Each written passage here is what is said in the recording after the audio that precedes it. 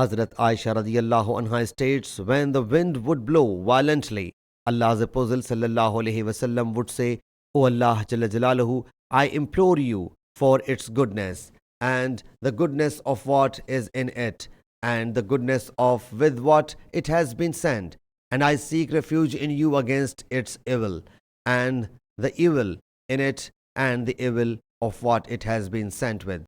Hazrat Aisha radiyallahu anha says that when the cloud would thunder in the sky, his facial expressions would change out of fear, and sometimes he sallallahu alaihi wasallam would go inside and sometimes come out restlessly, and when it would rain, his fear would vanish.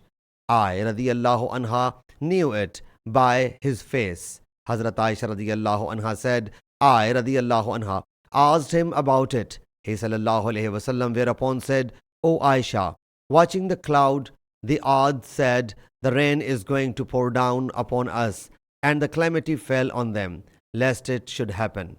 Sahih Muslim Hadith number 2082.